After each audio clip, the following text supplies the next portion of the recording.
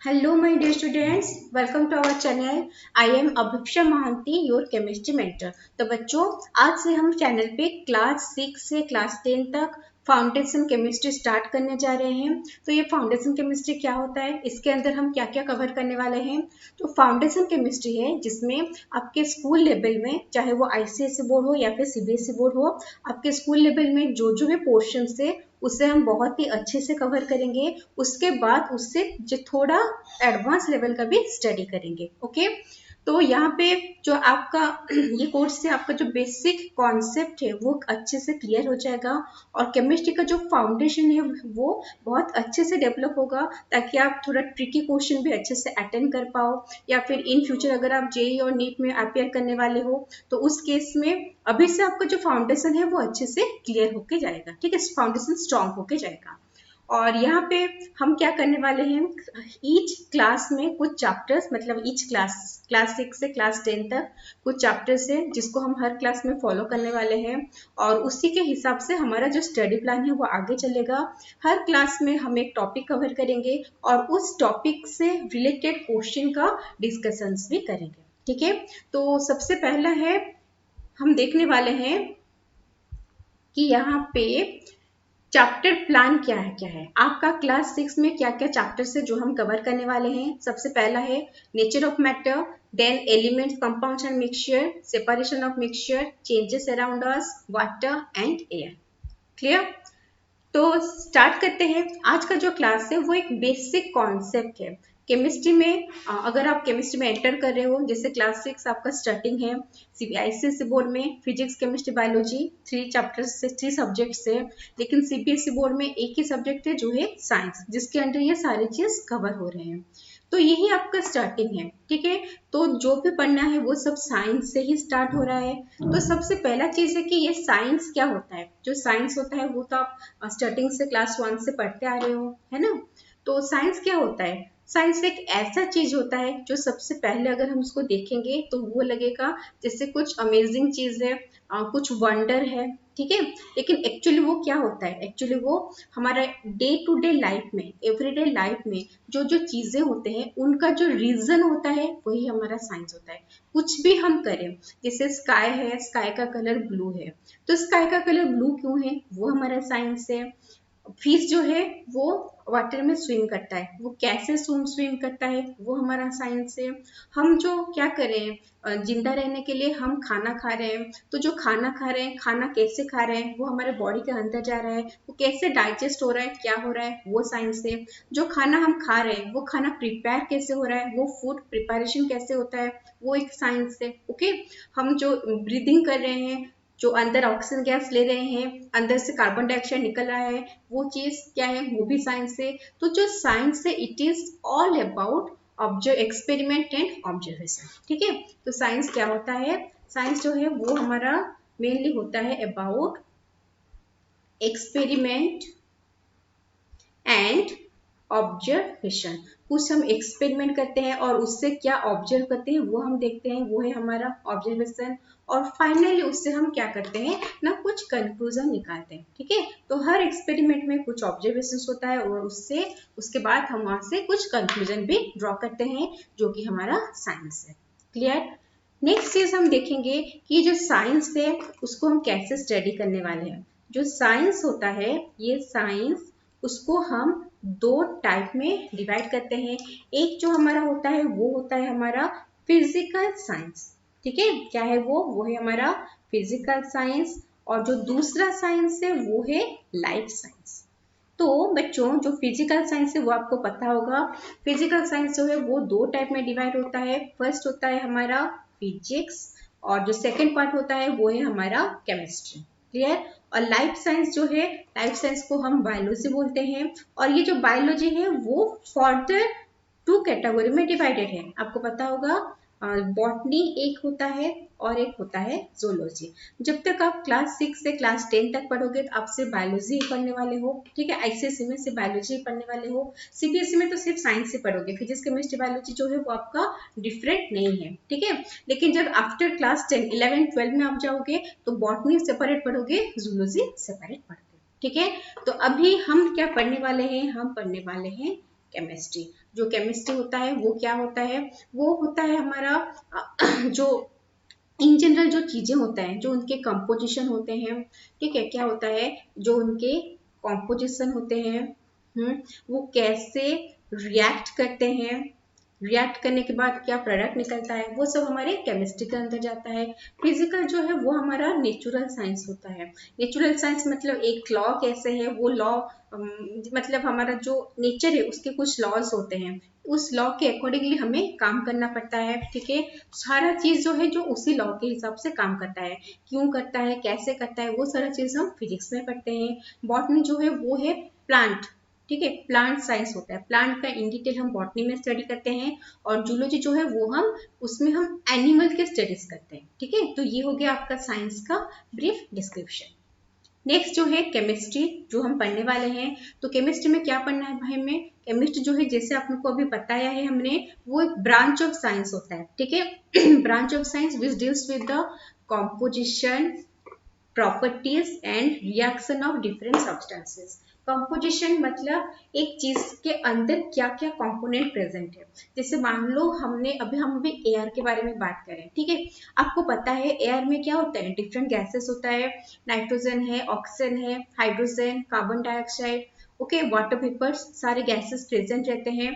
तो अगर हम पूछेंगे कि गैसेस में क्या क्या कंपोनेंट्स है, तो वो हो गया, सॉरी, एयर में क्या क्या कंपोनेंट्स है, तो हम बोलेंगे ये गैसेस प्रेजेंट है, ठीक है। अगर हम बोलेंगे कि वाटर, जैसे आपको पता होगा, अगर आप बाद में ही पढ़ोगे, वाटर का जो फॉर्मूला होता है वो होता है H2O। तो H2O का कॉम्पोजिशन क्या है, एक है हाइड्रोजन, दूसरा है ऑक्सीजन। तो जो H है दैट स्टैंड्स फॉर हाइड्रोजन, और जो O है दैट स्टैंड्स फॉर ऑक्सीजन, ठीक है।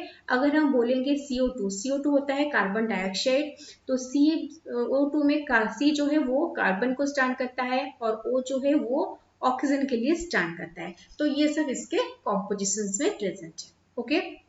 नेक्स्ट चीज है, अच्छा, ये जो हाइड्रोजन का H, ऑक्सीजन का O, कार्बन का C हम लिख रहे हैं, they are the symbols, okay, symbols of this elements. तो एलिमेंट्स का सिंबल क्या होता है, इवन एलिमेंट्स क्या होता है, वो सारा चीज हमें अभी आगे आगे पढ़ने वाले हैं, क्लियर।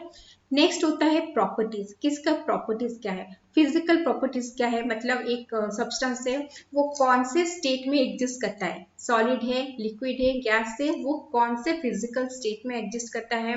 रिएक्शंस, वो सब्सटेंस जब एक दूसरे सब्सटेंस के कांटेक्ट में आता है तो वो फाइनली कैसे रिएक्ट करता है, क्या क्या प्रोडक्ट देता है, ये सारा चीज हम केमिस्ट्री में स्टडी करने वाले हैं, clear.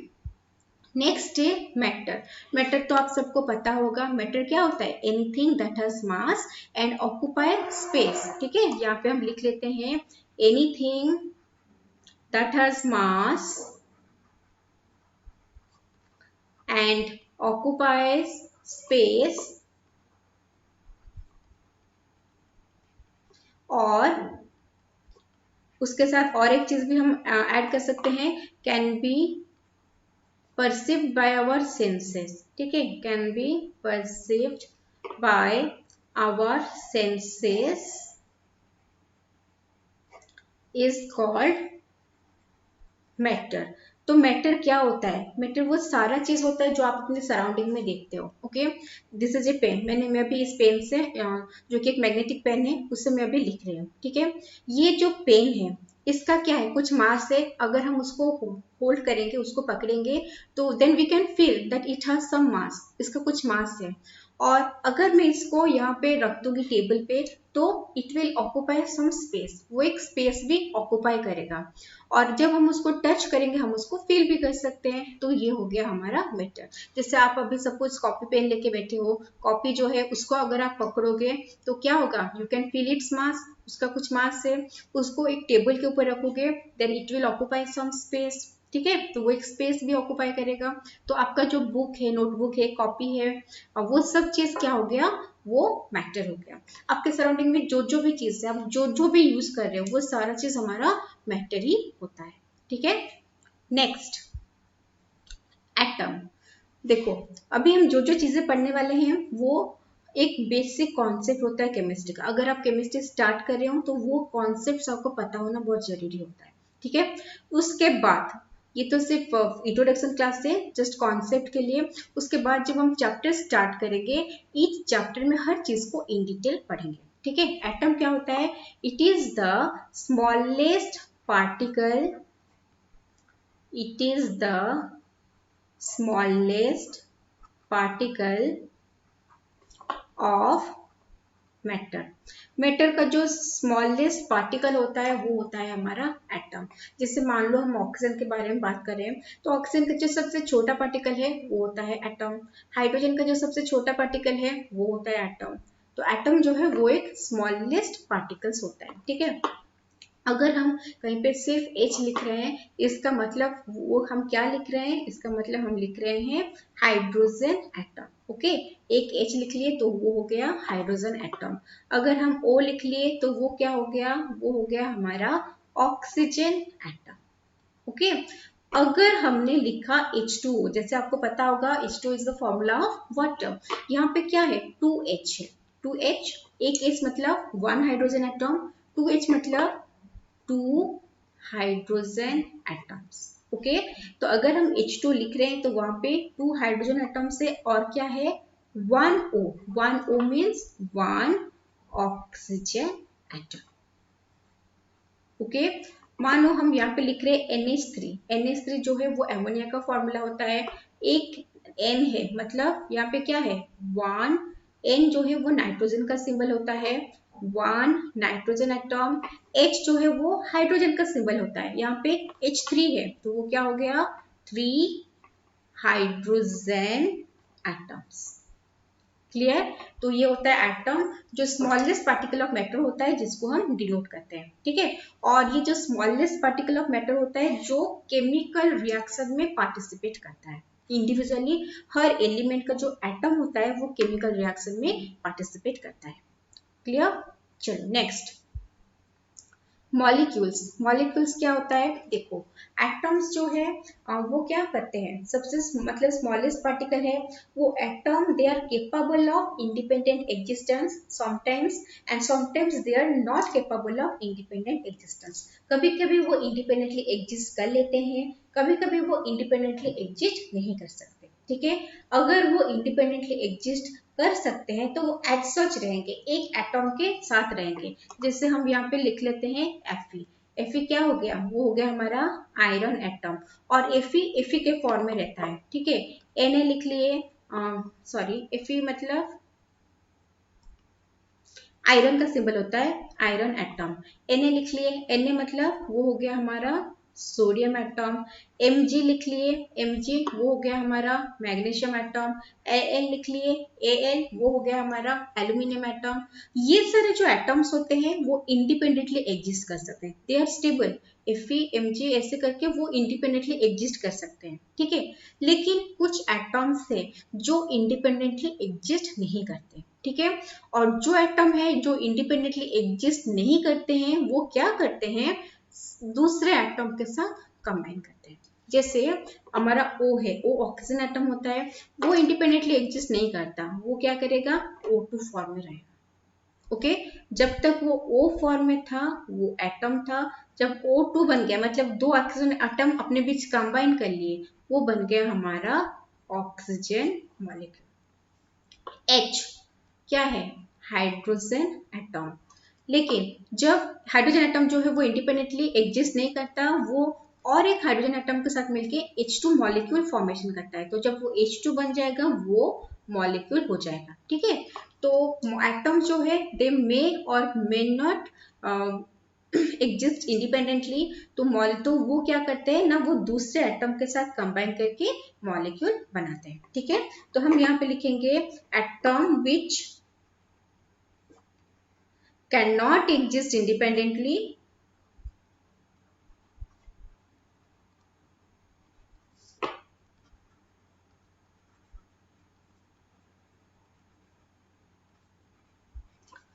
combine with another atom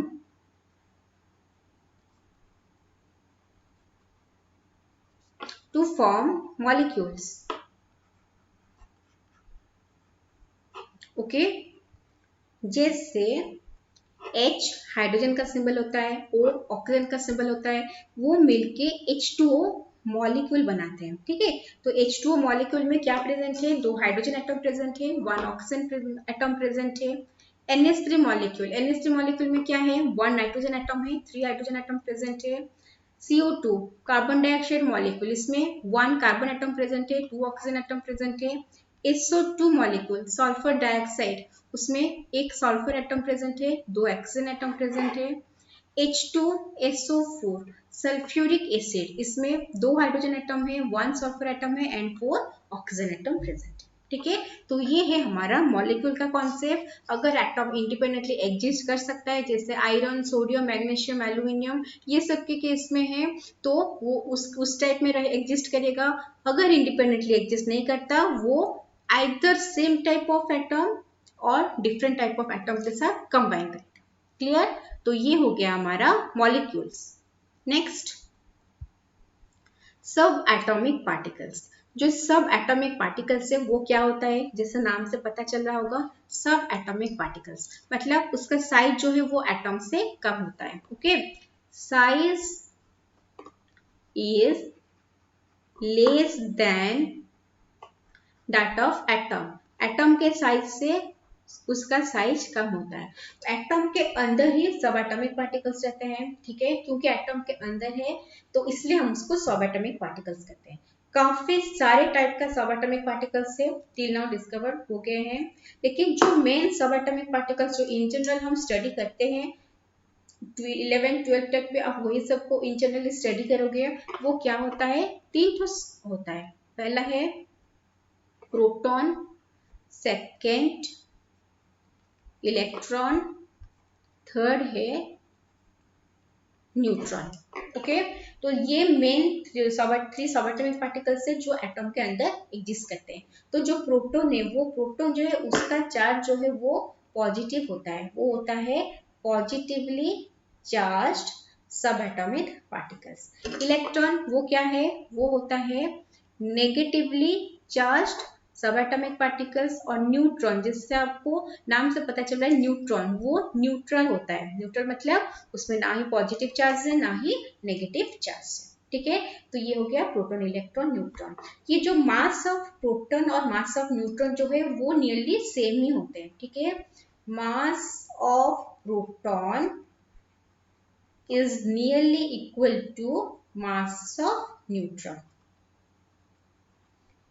okay, और जो मास ऑफ इलेक्ट्रॉन होते हैं, वो मास ऑफ इलेक्ट्रॉन जो है it is negligible. Okay, mass of electron is negligible in comparison to the mass of proton and neutron. Mass of neutron जो है वो उसका मास जो है वो नेग्लिजिबल होता है compare to the mass of proton and neutron. तो एग्जैक्टली देखेंगे तो 1/1836 मास ऑफ ए प्रोटॉन होता है।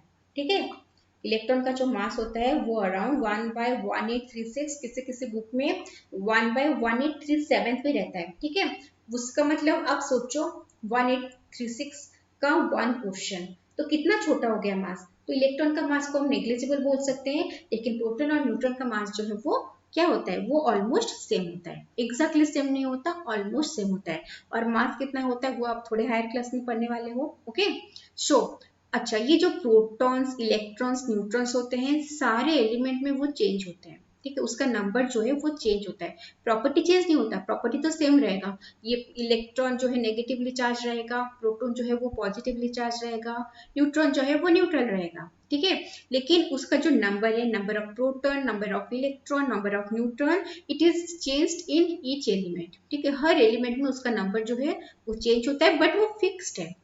हाइड्रोजन में number of proton, electron, neutron fixed है, फिर नाइट्रोजन में फिक्स्ड है, ऑक्सीजन में फिक्स्ड है, ऐसे नंबर जो है वो डिफरेंट है, लेकिन हर एलिमेंट के लिए उसका number of proton, electron, neutron जो है वो फिक्स्ड रहता है। क्लियर। नेक्स्ट, एटम है, सबसे छोटा पार्टिकल है मैटर का। अगर वो इंडिपेंडेंटली एग्जिस्ट करता है तो ऐसे रहेगा, अगर इंडिपेंडेंटली एग्जिस्ट नहीं करता है तो दूसरे एटम के साथ कंबाइन करके मॉलिक्यूल का फॉर्मेशन करेगा।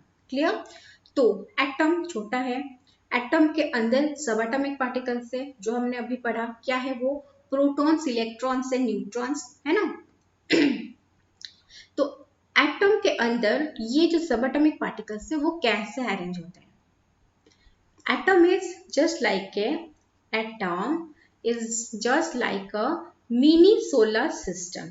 क्या होता है? It is like a mini solar system. आपको सोलर सिस्टम पता है? काफी छोटे में से पढ़ते आ रहे हो आप. सोलर सिस्टम में क्या होता है? सन जो है वो सेंटर में रहता है, उसके चारों तरफ जो सारे प्लैनेट्स है दे ऑर्बिट द सन. ठीक है, सन के चारों तरफ दे रिवॉल्व अराउंड द सन. ये हमारा सोलर सिस्टम होता है. क्लियर? सेम चीज हमारा एटम में भी होता है, छोटा छोटा है इसलिए मिनी सोलर सिस्टम. बीच में एटम के बीच में सेंटर में जो जगह है उसको हम बोलते हैं न्यूक्लियस. एटम के सेंटर को हम क्या बोलते हैं? न्यूक्लियस, जो कि हेवी है. ओके, एटम के सेंटर में जो होता है वो होता है न्यूक्लियस, जो कि हेवी है. हेवी क्यों है? क्योंकि इसमें प्रोटॉन एंड न्यूट्रॉन जो है वो इसी में रहते हैं. ठीक है, प्रोटॉन और न्यूट्रॉन किस में रहते हैं? न्यूक्लियस के अंदर रहते हैं. तो न्यूक्लियस के चारों तरफ ऐसे पाथ्स है.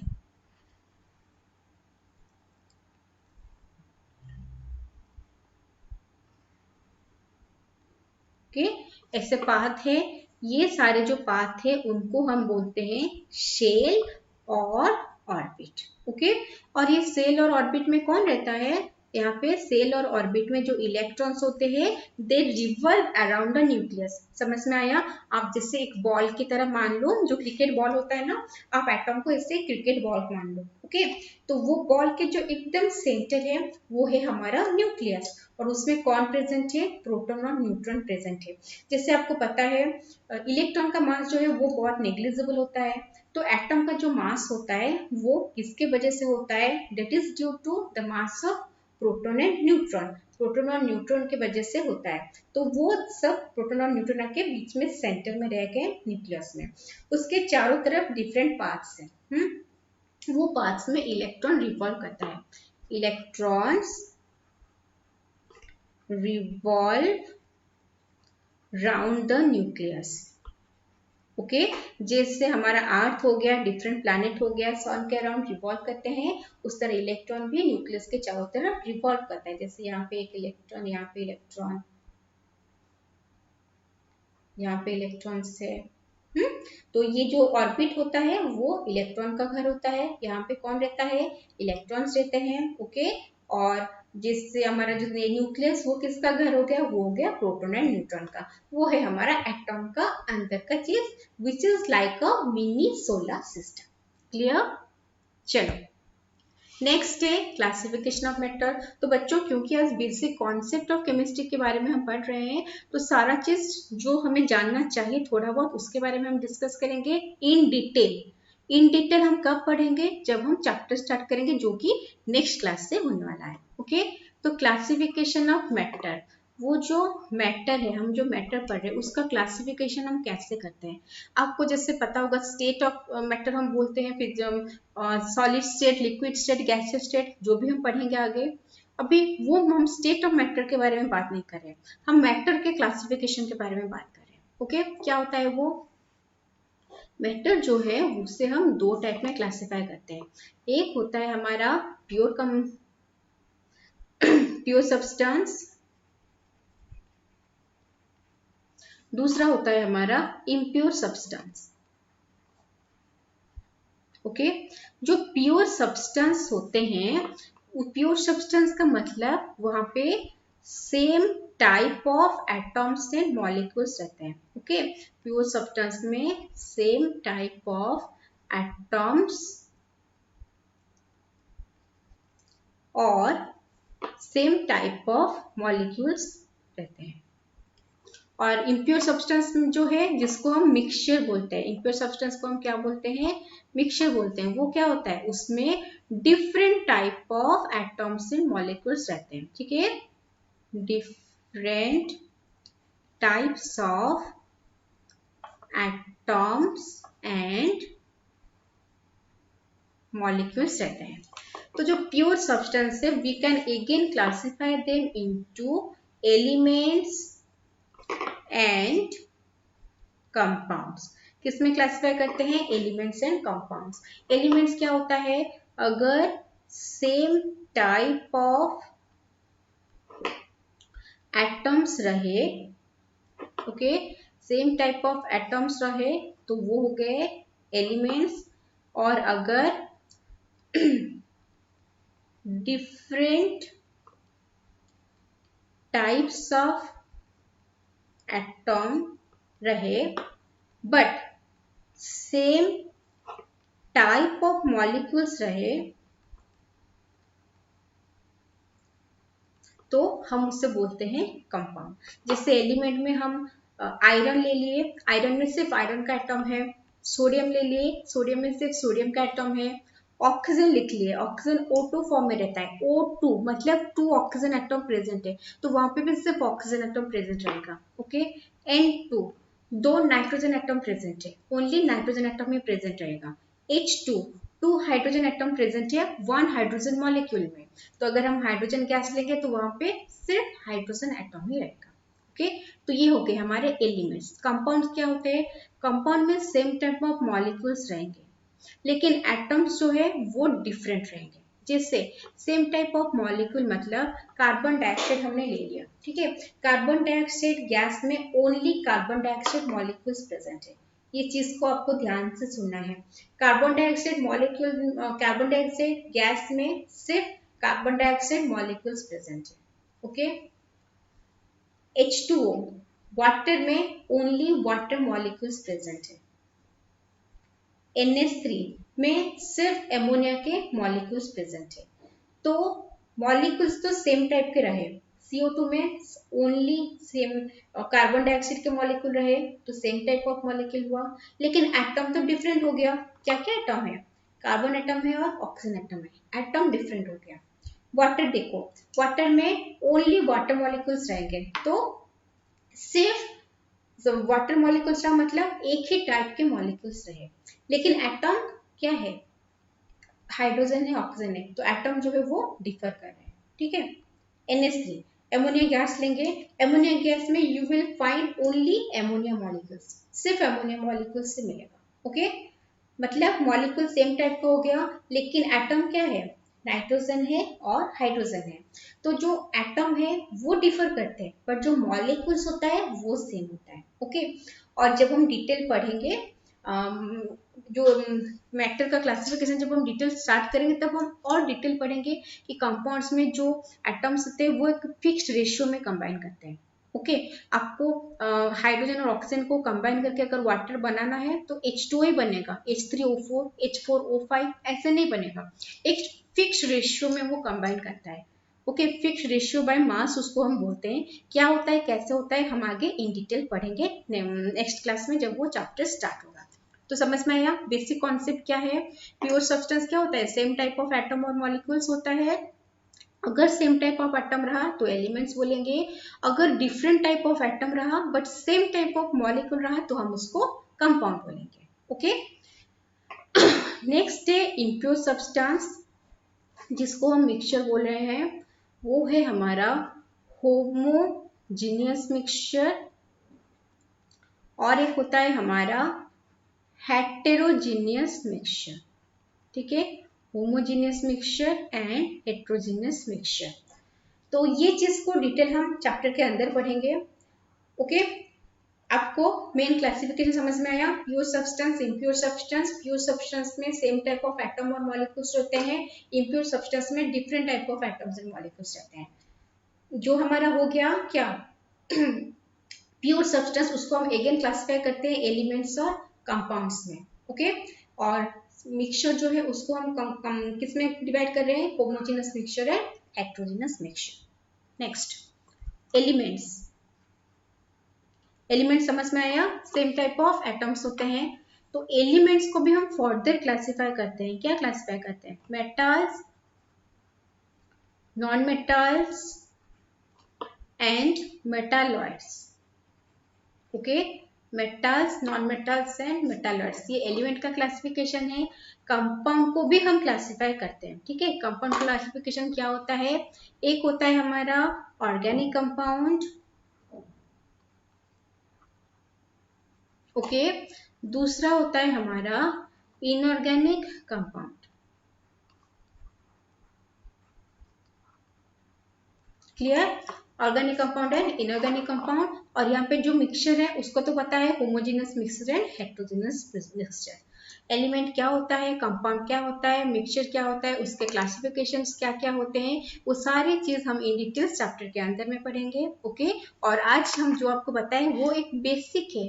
जब आप केमिस्ट्री स्टार्ट कर रहे हो, केमिस्ट्री पढ़ रहे हो, you should know this minimum things. Okay.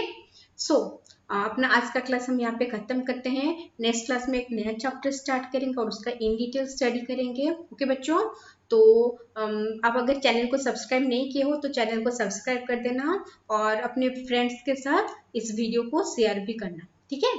Okay, मिलते हैं नेक्स्ट क्लास में। बाय।